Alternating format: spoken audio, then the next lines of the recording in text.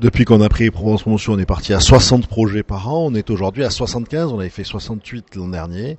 Et je pense qu'en 2019, on dépassera les 80 projets, ce qui fera un tiers de croissance pendant cette mandature en nombre de projets. C'est 1800 emplois nouveaux, en gros, c'est 1788 exactement emplois nouveaux créés sur le territoire.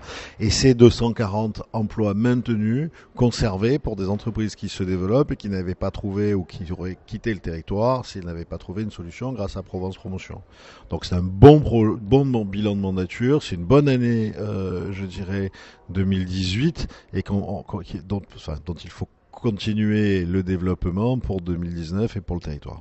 Ce sont plutôt des entreprises internationales, puisque nous on a 50% des projets, ce qui nous place en première position des agences de promotion des métropoles françaises de projets internationaux, avec la première destination ou le premier pays d'origine des entrepreneurs qui s'installent ici, c'est ce qu'on appelle l'Amérique du Nord, c'est les États-Unis et le Canada. Et ensuite, c'est plutôt des destinations européennes avec l'Espagne et l'Allemagne qui sont aussi en troisième position ex aequo, et l'Angleterre, la Grande-Bretagne en deuxième position, et ça devrait s'accélérer probablement pour la Grande-Bretagne, notamment en lien avec le Brexit et ce qui se passe pour un certain nombre d'entreprises internationales. Nous sommes une entreprise qui fait la mise en relation en Afrique, en particulier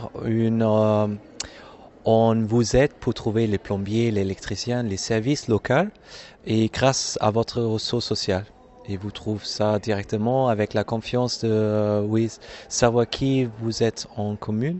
Donc on digitalise la bouche-oreille, comme on dit. On a eu 3 raisons. C'était les talents qu'on a pu trouver ici, qui ont à la base ils sont africains, mais ils ont étudié ici dans l'université.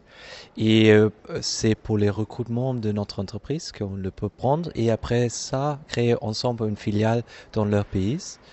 Le deuxième raison, c'est Marseille, à la base, c'est comme une porte pour l'Afrique.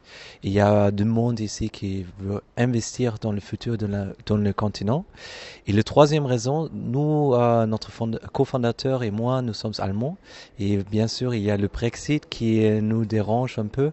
Et comme ça, on a choisi un autre pays ici en Europe et on a trouvé que la France, avec les lieux, avec l'Afrique, c'est le meilleur pays pour nous. Et surtout le Marseille, avec le focus en Afrique.